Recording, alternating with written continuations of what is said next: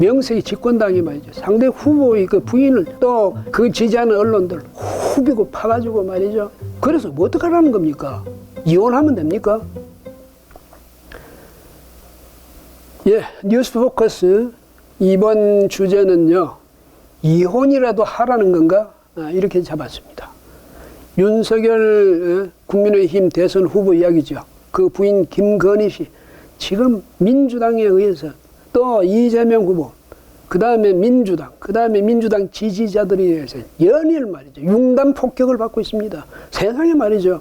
대선, 이제까지 저도 상당히 많은 대선을 지켜봤습니다만, 여러 번 지켜봤잖아요. 그런데, 이렇게 말이죠. 상대방 그 후보에 대해, 후보의 그 부인에 대해서 이렇게 집요하게 파고드는, 그 다음에 공격해야 되는 이런 예는 정말 듣도 보도 못했습니다. 해외에서도 이런 일 없을 거예요. 도대체 어디까지 가자는 건지, 예? 정말 한심하네요. 예. 그런데, 이제 윤 후보가 14일에 관훈클럽 그 토론회에 나갔죠. 나가서, 근데 거기 나갔더니 그걸 안 묻겠습니까? 패널들이. 그래서 부인 김건희 씨가 수원여대, 거기 이제 겸임교수로 갈 때 그 지원서, 거기다가 쓴 게 경력이 보면 허위고, 그러니까 경력의 근무기간이라고 써난 그게 허위고, 거기다가 또 수상 내역 보니까 자기가 뭐 직접 참여해서 한 게 아닌데도 자기 이름으로 했다든지 뭐 여럿이 그 회사 명의로 받은 것도 자기 이름으로 했다든지 뭐 이런 게 있다. 이래가지고 또 그 패널들이 그에 대해서 또 추궁을 했습니다. 했더니 그 이제 윤 후보는 그런 건 아니다. 그 근무 기간에 있어서 좀 착각이 있었을 수는 있고 착오가 있었을 수는 있지만은 거짓말은 아니다. 그 다음에 이쪽에 수상 내역도 마찬가지다. 적극적으로 참여했다. 그 회사의 부사장으로서 적극적으로 참여했기 때문에 그게 반드시 무슨 허위라거나 과장이다 이렇게 말할 수는 없다. 이런 식으로 해명을 했어요. 근데 이걸 보면서 뭘 느꼈냐면요. 여러분도 기억하실 거예요. 2002년 4월에 민주당, 그 새정치민주연합이었죠. 아니지, 새천년 민주당이죠. 그 새천년 민주당, 그 다음 나중에 민주당이 됐습니다. 민주당으로 또 이름 바꿨는데, 거기서 노무현 후보가, 예? 노무현 후보가 이제 경선을 벌이고 있지 않았습니까? 근데 이인재, 가장 이제 이렇게 유력하게 이 경쟁했던 사람들이 바로 이인재, 노무현 두 사람이었습니다. 근데 노무현 후보가 광주에서 승리해가지고 아주 기세를 이제 올리자 바로 그 다음에 인천에서 결정적으로 승기를 잡은 그런 인천 경선이었습니다. 거기서 이인재 후보가 이제 좀 이거 위기감을 가졌으니 거기서 얘기를 했어요. 노무현 후보 장인 좌익 활동, 예, 그 전력을 들어서 우리 이 후보에 대해서 사상 검증이 필요하지 않느냐는 뜻으로 이야기를 했어요. 공격을 했는데 그렇게 되면 이제 대개는 뭐 변명을 한다든지 뭐 이렇게 할 텐데 노무현 과연 노무현다웠죠. 이분은 정말 말하는 데 있어서는 타의 추종을 불허할 정도로 이 임기응변적인 이런 말. 근데 노무현 후보가 뭐라고 했습니까? 여기서 내가 결혼하기 전이었다는 거죠. 결혼하기 전에, 내가 결혼하기 전에, 결혼하기 훨씬 전이지. 그거 옛날 6.25 때 그때니까. 그때인데 제 장인은 좌익 활동을 하다가 돌아가셨다. 그러니까 결혼하기 훨씬 전이었다. 근데 돌아가신 것도 결혼하기 훨씬 전에 돌아가셨다 이거죠. 근데 이 사실을 알고 결혼했다, 아내하고. 그리고 아이들 잘 키우고, 지금까지 서로 사랑하면서 살고 있다. 뭐가 잘못됐느냐? 이런 아내를 제가 버려야 합니까? 이렇게 이야기했거든. 그 다음에 여러분이 그런 아내를 가지고 있는 사람은 대통령 자격이 없다고 판단하신다면 저 대통령 후보 그만두겠습니다. 노무현다운 내지르기였죠. 아니 그 자리에서 그럼 제가 이혼하겠습니다. 이럴 사람이 어디 있습니까? 근데 같은 말인데 상식적인 말이라도 이런 식으로 공세적으로 나왔다면 그러니까 국민들이 우와 저 사람 됐다고 부인을 저렇게 사랑하고 그 부인의 책임까지 자기가 떠안고 물론 비겁한 변명을 하지 않는다.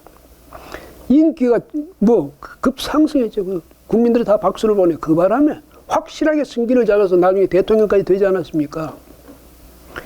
그러니까 이 자기에게 어떤 그 공격거리, 예? 자기의 취약점이라고 생각됐던 걸 거꾸로 논점을 완전히 뒤집어가지고 논점을 전환해가지고 예? 이런 식으로 역공을 가해가지고 성공을 했거든요. 뭐 이런 논점 전환 잘하는 사람은 또 있지 않습니까? 이재명 후보, 예? 민주당은 이분도 말은 잘하는데 진실성이라는 면에서라든지 이런 데서 보니까 노무현 전 대통령하고 좀 비교가 안 되는 것 같아요. 뭐 그 이야기는 그 이야기고, 어? 그래서 이런 걸 보면서 그렇게 해서 그때 대통령을 만들어냈던 민주당이, 예? 오늘날 상대방 그 후보의, 예? 그 부인을 가지고 이렇게 하고 싶은지, 예? 정말 이래도 된다고 해서 생각하는지, 그게 기가 막혀서, 예? 그래서 제가 옛날 이야기를 하는 겁니다. 예? 이렇게 명색이 집권당이 말이죠. 상대 후보의 그 부인을 그걸 말이죠. 예? 또 그 지지하는 언론들 후비고 파가지고 말이죠. 예? 그래서 뭐 어떡하라는 겁니까? 이혼하면 됩니까? 예?